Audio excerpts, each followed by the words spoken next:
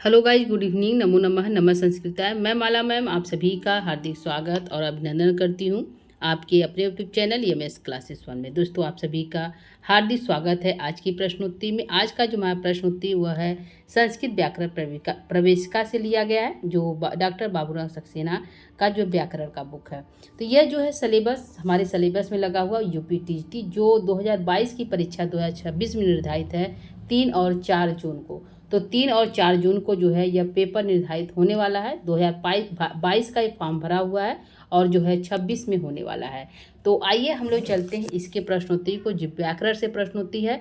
यहाँ जो आज की प्रश्नोत्तरी में 2 टॉपिक से लिया गया, एक हमारा है क्यत और क्यतवतु जो है क्यत वतु, और दूसरा हमारा सत्री और सानज। दो जो हमारा प्रत्यय उससे जो हमारा प्रश्नोत्तरी लिया गया है, तो सत्री और सानज, ठीक है, सानज, ठीक है। तो 2 जगह से हमारा प्रश्न होती है, ध्यान दीजिएगा।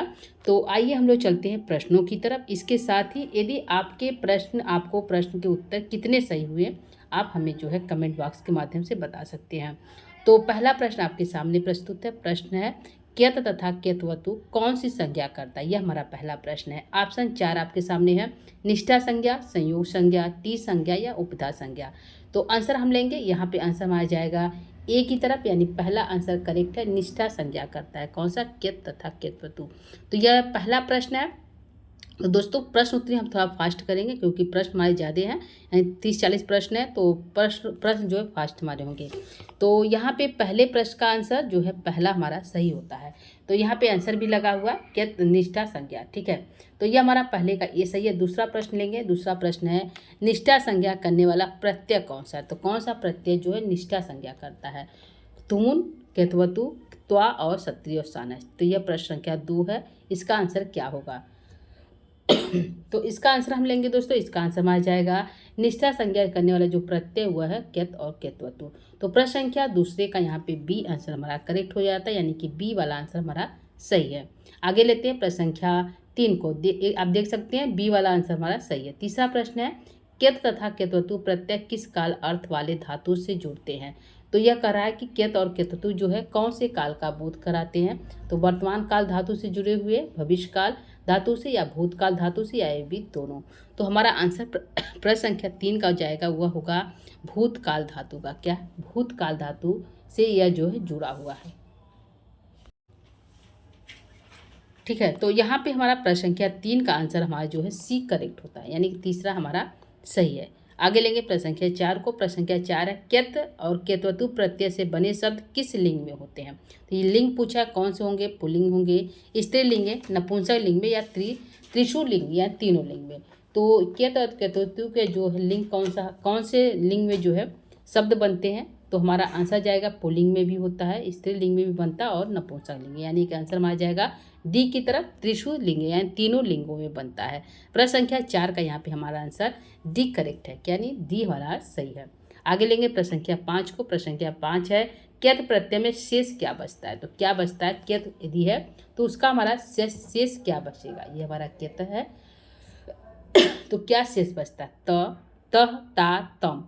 तो क्या शेष बचेगा दोस्तों? तो क्यत का क का लसक पद्धति से इत संज्ञा हो जाता है और त हमारा शेष बचता है। तो हमारा आंसर जाएगा त शेष बचता है, यानी कि पहले का यहाँ पे हमारा ए, 5वें का हमारा यहाँ पे ए करेक्ट है, त शेष बचता है, ठीक है। तो प्रश्न संख्या 5 का हमारा यहाँ पे ए आंसर सही है। आगे लेंगे प्रश्न संख्या 6 को। प्रश्न संख्या 6वां पट और प्लस जो है पट प्लस क्यत से क्या बनेगा, यानी कह रहा है कि पट है, पठ धातु और क्यत प्रत्यय लगकर कौन से शब्द बनेंगे, यही कह रहा है। तो हमारा आंसर हो जाएगा पठिता बनेगा क्या, पठिता बनेगा क्या, या फिर पठितम बनेगा, या उपयुक्त त्रयम, या तीनों बनेगा। तो यहाँ पे हमने पहले कहा कि जो क्यत और क्यतवतु ये तीनों लिंगों में चलता है, यानी भूत जो स्त्री, पुरुष और नपुंसक। तो हमारा यहाँ पे पठिता भी बनेगा, पठिता भी बनेगा स्त्रीलिंग, और पठितम नपुंसक, तीनों लिंगों, पठिता पुल्लिंग, पठिता स्त्रीलिंग और पठितम नपुंसक लिंग, तीनों लिंगों हमारा बनेगा। तो हमारा आंसर जाएगा डी की तरफ, यानी पट में यदि क्यत प्रत्यय लगता है तो हमारा उपयुक्त त्रय, यानी तीनों आंसर करेक्ट होता है। प्रश्न संख्या 6 का यहाँ पे उपयुक्त सभी सही है, तो 6 का यहाँ पे डी सही करेंगे। आगे लेंगे प्रश्न संख्या 7 को। प्रश्न संख्या 7 है गम और क्यत से क्या बनता है, यानी गम धातु और क्यत प्रत्यय लगकर क्या बनेगा, ठीक है। यहाँ पे गम गम धातु को लेंगे और क्यत प्रत्यय यदि लगता है तो क्या बनता है, गतः बनता है, गता बनता है, गतम बनता है या उपयुक्त त्रयम बनता है। तो प्रश्न संख्या 7 का यहाँ पे आंसर जाएगा गम को गत, तो यहाँ पे क्यत प्रत्यय लगकर यहाँ बनेगा गतः, गता और गतम, यानी उपयुक्त हमारा सभी आंसर करेक्ट हो जाता है प्रश्न संख्या 7 का दोस्तों। तो प्रश्न संख्या 7 का डी आंसर करेक्ट है। आगे हम बढ़ेंगे प्रश्न संख्या 8 की तरफ। यहाँ पूछा है कि नष्ट में धातु और प्रत्यय क्या लगाए थे। यहाँ जो नष्ट है यहाँ पे शब्द है, एक नष्ट हमारा शब्द है, इसमें पूछा है कौन सा धातु और कौन सा प्रत्यय है। तो नस और क्यत है, नस और क्यत, नस क्यत और नस क्यत्वतु। तो हमारा जो नष्ट बना है वह बना है नष्ट जो है क्यत प्रत्यय लगा हुआ है, क्यत प्रत्यय लगा हुआ है। तो धातु कौन सी लगा है दोस्तों, तो हमारा धातु लगा है नस, क्या लगा है नस, ये हमारा धातु है। तो हमारा आंसर यहाँ पे प्रश्न संख्या 8 का जो है डी आंसर ये आंसर करेक्ट है। क्या है, पहला आंसर सही होता है। आगे बढ़ेंगे प्रश्न संख्या 9 की तरफ। आंसर आप देख सकते हैं जो है ये हमारा आंसर करेक्ट है। 9 प्रश्न है शक और क्यत से क्या बनता है। तो शक जो है शक धातु और जो है प्रत्यय क्यत है, ठीक है। तो क्या बनेगा हमारा, तो शक्तः, शक्तम, शक्ता या उपयुक्त तीनों। तो यानी कि तीनों लिंगों में बनता है, तो हमारा आंसर जाएगा शक्त भी बनेगा, शक्त भी बनेगा और शक्ता भी बनेगा, यानी आंसर हमारा जाएगा उपयुक्त सभी, यानी कि तीनों आंसर हमारा सही है। तो प्रश्न संख्या 9 का यहाँ पे हमारा डी आंसर करेक्ट होता है। प्रश्न संख्या 10 को लेंगे। प्रश्न संख्या 10 है तमान, तवती, तवत किस प्रत्यय के हैं। तो कौन से प्रत्यय लगकर तमान बना, तवती बना और तवत बना है। तो क्यतवतु, क्यत, तुमुन या यत। तो हमारा आंसर यहाँ पे जो जाएगा वह होगा दोस्तों कि तमान, तवती और तवत, यह जो बनता है वह क्यतवतु लगकर बनता है, यानी क्यत और क्यतवतु दो अलग अलग प्रत्यय है। तो क्यतवतु प्रत्यय लगकर तमान बनता है, तवती और तवत बनता है। तो प्रश्न संख्या यहाँ पे 10 का जो है ए आंसर सही होता है। तो प्रश्न संख्या 10 का ए करेक्ट है। आगे है प्रश्न संख्या 11 कहता है क्यतवतु में क की संज्ञा किस सूत्र से होती है। तो कह रहा है कि जो क्यतवतु है उसकी जो क की संज्ञा कौन सा प्रत्यय से जो है सूत्र से हुआ है। तो आप सभी को पता है क की संज्ञा जो होती है वो किससे होती है, तो लसक तद्धित से होती है, यानी कि ये वाला हमारा आंसर करेक्ट होता है। यदि पूछता इसमें त की यानी लास्ट में जो अंतिम वर्ण की संज्ञा किससे होती है, तो अंतिम वर्ण होता है हलंतम से, लेकिन व्यंजन की होता है। यहाँ पे ऊ है, तो ऊ की यदि हम करें तो यहाँ पे जो हमारा एक सूत्र है जो स्वरों की जो है इत संज्ञा करता है वह हमारा कौन सा है दोस्तों, तो वह हमारा है मुख जो है अनुनासिके नासिके वा। तो हमारा यहाँ पे जो सूत्र लगेगा वो हमारा जो है जो हमारा करता है लसक तद्धिते से। यहाँ पे पूछा लसक तद्धिते में क की संज्ञा जो हमारा हुआ है वह हुआ है दोस्तों यहाँ पे लसक तद्धिते से क की संज्ञा हुआ। यदि तू का पूछता तो हमारा जो है जो उपदेश अनुनासिक इत से हो जाता है, ठीक है। तो हमारा यहाँ पे जो है आंसर ए सही होता है प्रश्न के अकॉर्डिंग, ठीक है। तो ये हमारा यहाँ पे करेक्ट होता है। आगे हम बढ़ेंगे प्रश्न संख्या 12 की तरफ। प्रश्न संख्या 12 है क्यतवतु प्रत्यांत शब्द किस लिंग में होते हैं। तो जो क्यतवतु प्रत्यांत जो शब्द होती है वह पुल्लिंग में भी होते हैं, स्त्रीलिंग में भी होते हैं, नपुंसक लिंग में होते हैं या फिर त्रिशु लिंगेषु। तो हमारा आंसर जाएगा यह जो है त्रिशु लिंगतु, तीनों लिंगों में होता है। क्यत और क्यतवतु दोनों जो है भूतकाल के होते हैं और दोनों जो है तीनों लिंगों में जो इसके रूप चलते हैं। तो यहाँ पे हमारा आंसर यहाँ पे हो जाएगा प्रश्न संख्या 12 का डी आंसर करेक्ट है। आगे बढ़ेंगे प्रश्न संख्या 13 की तरफ। 13 है कर्तृवाच्य में किस प्रत्यय का प्रयोग होता है। तो कर्तृ यहाँ पे वाच्य है, वाच्य परिवर्तन में कर्तृ कर्तु जो है 3 वाच्य होता है वाच्य परिवर्तन। तो कर्तृवाच्य में किस प्रत्यय का प्रयोग होता है, क्यत का, क्यतवतु का, लेप का या यत का। तो हमारा आंसर जो जाएगा वह जाएगा प्रश्न संख्या 13 का बी की तरफ क्यतवतु होगा। क्या होगा, क्यतवतु होगा। तो प्रश्न संख्या 13 का हमारा बी आंसर करेक्ट है।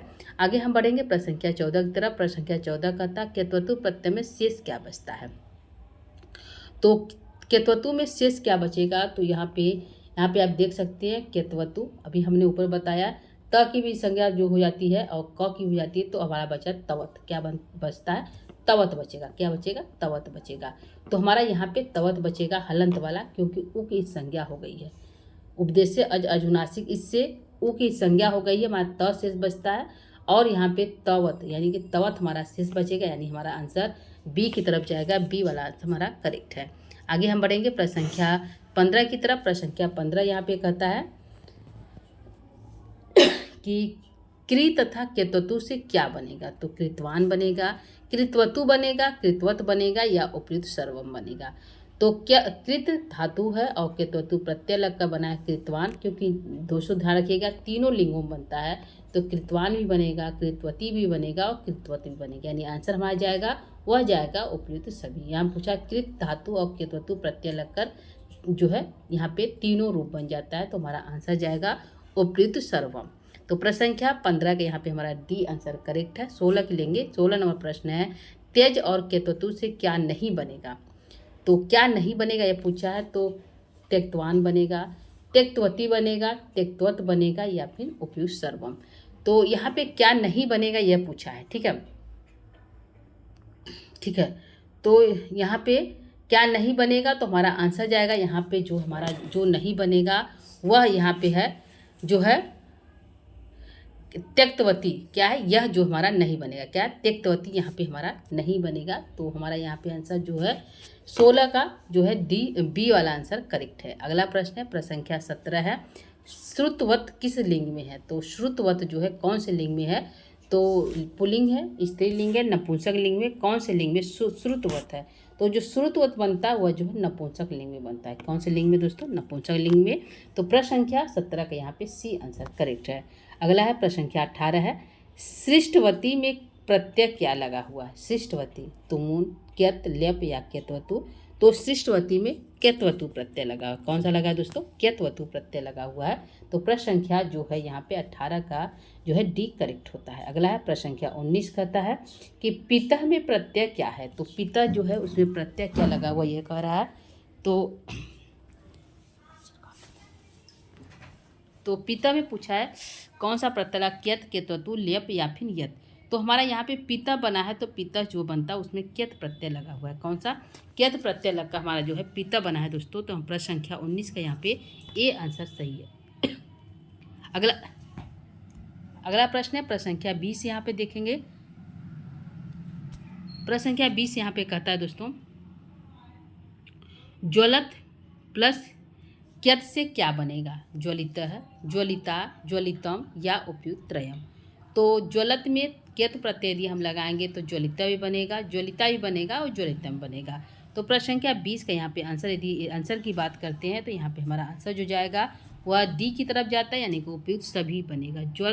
ज्वल के साथ यदि त्यत प्रत्यय लगाते हैं तो हमारा शब्द बनेगा उपयुक्त त्रयम, यानी तीनों आंसर हमारा करेक्ट है। ये हो गया 20 प्रश्न दोस्तों। आगे हम प्रश्न देखेंगे 21 प्रश्न को लेंगे। यहाँ पे प्रश्न 21 कहता है, अब जो हमारा प्रश्न स्टार्ट हो रहा है सत्रिय और सानस से। इससे पहले हमारा केत और केतु तो इसके प्रश्न थे। अब जो हमारा प्रश्न आएगा दोस्तों वह है सत्रिय और सानस से। तो पहला यहाँ पे प्रश्न रखा गया है कि सत्रिय तथा सानस कौन सी संज्ञा करता है। निष्ठा संज्ञा करता है, घ संज्ञा करता है, सत संज्ञा करता है, घू संज्ञा करता है, यह पूछा गया प्रश्न। तो सत्रिय और सानस जो है कौन संज्ञा करता है, तो वह करता है सत संज्ञा करता है। कौन सा, सत संज्ञा करता है। तो प्रश्न संख्या पहले का यानी कह सकते हैं 20 प्रश्न हुआ था, 20 के बाद 21 कह सकते हैं या पहला कह सकते हैं। तो हमारा आंसर यहाँ पे जाएगा सत संज्ञा, यानी कि सी आंसर हमारा करेक्ट है। तो प्रश्न संख्या पहले का यहाँ पर तीसरा सही। अगला प्रश्न है प्रश्न संख्या दूसरा, 100 सत से सत संज्ञा करने वाला प्रत्यय कौन सा है। तुमुन, क्यत्वतु, त्वा या फिर सत्रिय सानस। तो 100 और सत से जो सत संज्ञा करने वाला, यानी जो सत संज्ञा करता है क्या करता है, तो सत करता है। तो सत करता है, तो प्रत्यय करने वाला कौन सा है, तो हमारा आंसर जाएगा सत्रिय और सानस। क्या है, सत्रिय और सानस यहाँ पे है। तो प्रश्न संख्या जो है दूसरा का डी आंसर हमारा सही होता है। लेंगे प्रश्न संख्या तीसरे को। प्रश्न संख्या तीसरा है, सत्रिय सानस किस काल के कृदंत है। यानी जो है हमारा केत और केतु तो भूतकाल का बोध कराता है। तो सत्रिय और सानस जो है किस काल का बोध कराता है, ये हमारा प्रश्न संख्या तीसरा है दोस्तों।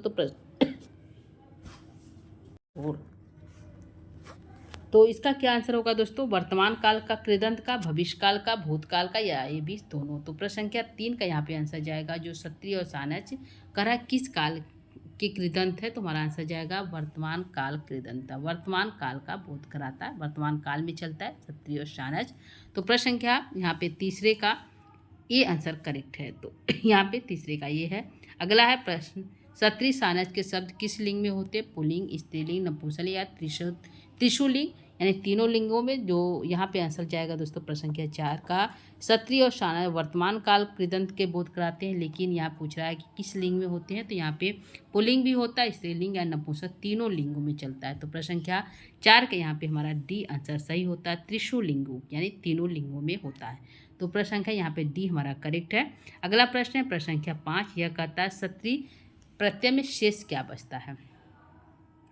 क्या बचेगा, अत बचेगा, अत बचेगा, त बचेगा या त बचेगा, क्या यहाँ पे शेष बचता है। तो यहाँ पे आंसर जाएगा कि सत्री यदि हम लिखते हैं दोस्तों, इसको देख लेते हैं।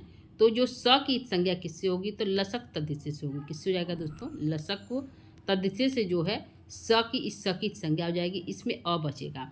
ठीक है, इस री की जो संज्ञा होगी किससे होगी, सत्री में जो री है इसका जो है हमारा उपदेश अनुनासिक इत से हो जाएगा। तो हमारा यहाँ पे जो हो जाएगा री की संज्ञा हो जाएगी, त शेष बचेगा। तो हमारा मैंने बचेगा अत, क्या बचेगा, अत हलंत के साथ रहेगा क्योंकि इसमें से री निकल चुका है। तो हमारा आंसर जाएगा बी की तरफ, अत शेष बचेगा। ठीक है, तो हमारा प्रश्न संख्या 5 का यहाँ पे जो है बी सही होता है दोस्तों। आगे लेंगे प्रश्न संख्या 6 को। अगला प्रश्न है पठ प्लस सत्री से क्या बनेगा, पठन, पठंती, पठत या उपयुक्त त्रयम। तो आप लोगों को पहले ही बता दिए तीनों लिंगों में चलता है सत्री और शानस। तो पठन भी बनेगा, पठंती भी बनेगा और पठत भी बनेगा।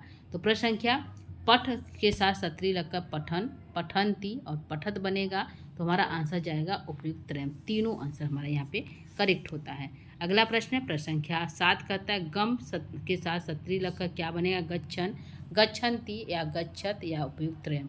तो गम के साथ सत्री लगेगा तो गच्छन भी बनेगा, गच्छन्ति भी बनेगा, गच्छत भी बनेगा, उपयुक्त त्रयम तीनों बनेगा। हमारा आंसर जाएगा डी की तरफ। 7 नंबर प्रश्न का आंसर डी करेक्ट है। अगला प्रश्न है प्रश्न संख्या 8 कहता पश्यन्ति में धातु प्रत्यय क्या है। तो पश और प्लस सत्री से पश्यन्ति बना, पश प्लस सानस से बना, दृश्य प्लस सत्री से बना या दृश्य प्लस सत से बना। तो दृश्य जो है पश, दृश्य को पश आदेश होता है दोस्तों। तो हमारा आंसर जाएगा दृश्य प्लस सत्री से जो है बनता है पश्यन्ति। तो प्रश्न संख्या 8 का यहाँ पे हमारा सी आंसर सही होता है, पश्य प्लस सानच से पश्यन्ति बना है।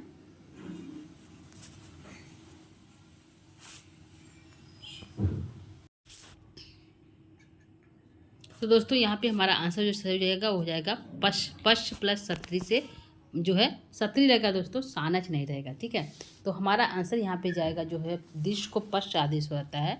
तो हमारा आंसर यहाँ पे सी सही होना चाहिए। यहाँ पे जो हमारा यहाँ पे मिस्टेक हुआ है, तो दृश्य को पश आदेश होता है, पश्यन्ति चलता है। तो हमारा आंसर यहाँ पे सी करेक्ट होता है प्रश्न संख्या 8 का। अगला लेंगे प्रश्न संख्या 9 को। प्रश्न संख्या 9 है श्रु प्लस सत्री से क्या बनता है, श्रुवन, श्रुवंती, श्रीवत।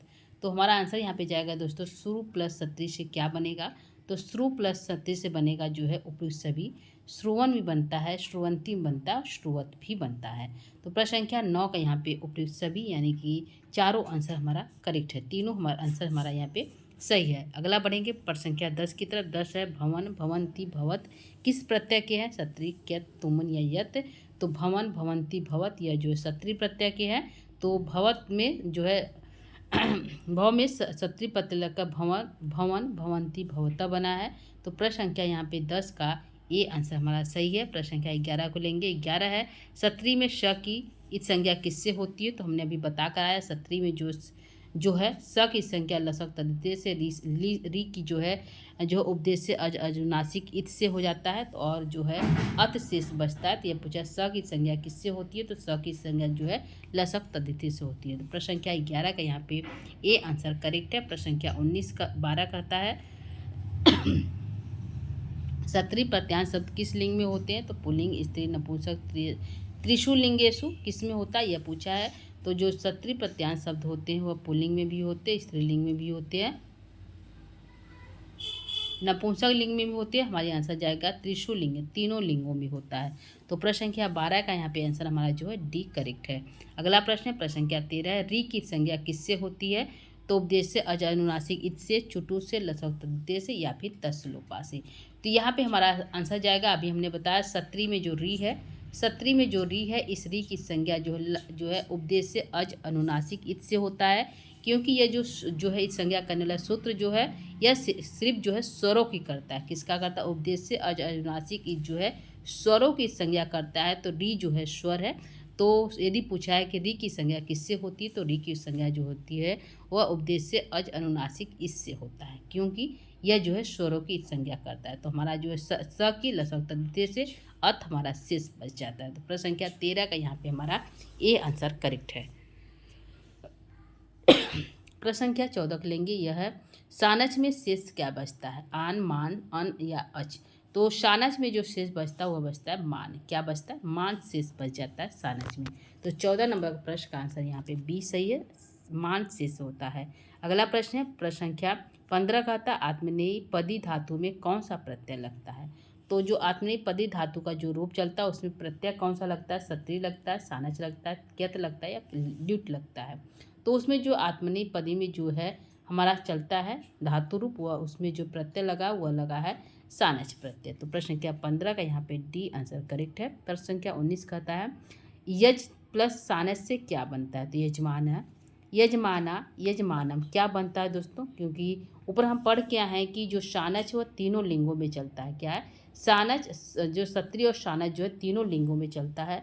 जब तीनों लिंगों में चलेगा तो हमारा यजमाना भी बनेगा, यजमाना भी बनेगा, यजमानम भी बनेगा। तो हमारा आंसर जो उपयुक्त सभी सही होता है। प्रश्न संख्या 16 का डी आंसर सही है। प्रश्न संख्या 17 को लेंगे। प्रश्न संख्या 17 वर्धमानक किस लिंग में है? पुल्लिंग में, स्त्रीलिंग में, नपुंसक में या त्रिशु में। तो वर्धमानक जो हमारा बनता है कौन से लिंग में है? तो आप यहाँ पे बता सकते हैं वर्धमानक में कौन। तो यहाँ पे हमारा आंसर जो जाएगा वह होगा वर्धमानक में जो लिंग है वह है पुल्लिंग। क्या है? पुल्लिंग जो है वर्धमानक में चला है। तो हमारा आंसर यहाँ पे एक करेक्ट है। अगला प्रश्न है प्रश्न संख्या जो है 18 सयाना में प्रत्यय क्या? तुमुन, सत्री, ल्यप या सानच। तो सयाना जो प्रत्यय लगा उसमें जो है सानच प्रत्यय लगा हुआ है। तो प्रश्न संख्या 18 के यहाँ पे हमारा डी आंसर सही है, सानच प्रत्यय लगा हुआ है। अगला प्रश्न है प्रश्न संख्या 19 है शिवमानम में प्रत्यय क्या है? क्यत, सानच, ल्यप या यत है। तो शिवमानम में भी जो हमारा प्रत्यय लगा हुआ है वह लगा हुआ है सानच प्रत्यय लगा हुआ है। तो 19 का यहाँ पे हमारा बी आंसर करेक्ट है। अगला प्रश्न है प्रश्न संख्या 20 है भासमारक किस लिंग का है? पुल्लिंग का, स्त्रीलिंग का, नपुंसक का या त्रिशु का। तो हमारा आंसर जाएगा जो भासमारक बना है वह जो है हमारा पुल्लिंग में बनता है। भासमारक जो है बाल का, इस प्रकार से हमारा पुल्लिंग में जाएगा। भासमारक जो बना है वह जो है पुल्लिंग में। तो प्रश्न संख्या 20 का यहाँ पे हमारा ए आंसर सही है। प्रश्न संख्या 21 कहता है सत्रिशाय प्रत्यय होते हैं किसमें? अप्रथमा समानाधिकरणे में, प्रथमा समानाधिकरणे में, अद्वितीय समानाधिकरणे में या द्वितीय समानाधिकरणे में किस में होता है? तो यह होता है प्रथमा समानाधिकरणे में होता है, यानी सत्री और शाने जो प्रत्यय लगता है वो लगता है प्रथमा समानाधिकरणे में। ठीक है। तो प्रश्न संख्या 21 का यहाँ पे ए करेक्ट है, यानी सॉरी दोस्तों बी सही है। तो बी को सही करिएगा। अगला प्रश्न है प्रश्न संख्या 22 कहता है कौन सा स्त्रीलिंग रूप असंगत है? यानी क्रीडंती, पश्यंती, जानती या न्यायमाना। तो यहाँ पे क्रीडंती भी बनता है, पश्यंती बनता है, न्यायमाना भी बनता है। तो यहाँ पे जो है न्यायमाना जो स्त्रीलिंग पूछा है, कौन सा स्त्रीलिंग पूछा है यहाँ ध्यान रखिएगा दोस्तों। ठीक है। तो स्त्रीलिंग कौन सा रूप नहीं? जानती भी स्त्रीलिंग है। ठीक है। तो पूछा कौन सा नहीं असंगत है, स्त्रीलिंग असंगत है। तो यहाँ पे बनेगा न्यायमाना। यह जो है हमारा जो है स्त्रीलिंग नहीं है। ठीक है। तो हमारा आंसर यहाँ पे 22 का डी सही होता है, यानी कि न्यायमाना होगा। ठीक है। तो आप देख सकते हैं यह हमारा था कुल इधर यानी कि 42 प्रश्न थे, यानी कि इधर 22 उधर 20, 42 प्रश्न यहाँ पे हमारे जो है आज के क्लास में प्रस्तुत किया गया, जो हमारा 2 टॉपिक से था, एक सत्री शानच और एक केत और केतु से। तो उम्मीद करते हैं कि इतने प्रश्न जो हमारे 2 टॉपिक से बने हैं इससे बाहर प्रश्न नहीं जाएंगे। तो आज की प्रश्नोत्तरी को यहीं पे हम समाप्त करेंगे दोस्तों। आगे की जो प्रश्नोत्तरी है वह हम व्याकरण यानी जो हमारा संस्कृत व्याकरण प्रवेश का जो लगा हुआ है डॉक्टर बाबू सक्सेना से, उससे हम प्रश्नोत्तरी आगे की प्रश्नोत्तरी पुनः लेकर उपस्थित होंगे दोस्तों। तो आज के क्लास को यहीं पे हम समाप्त करेंगे। उम्मीद करते होंगे कि यह जो है आप आज की प्रश्नोत्तरी आपको अच्छी लगेगी, क्योंकि यह जो है परीक्षा की दृष्टि से इम्पोर्टेंट है।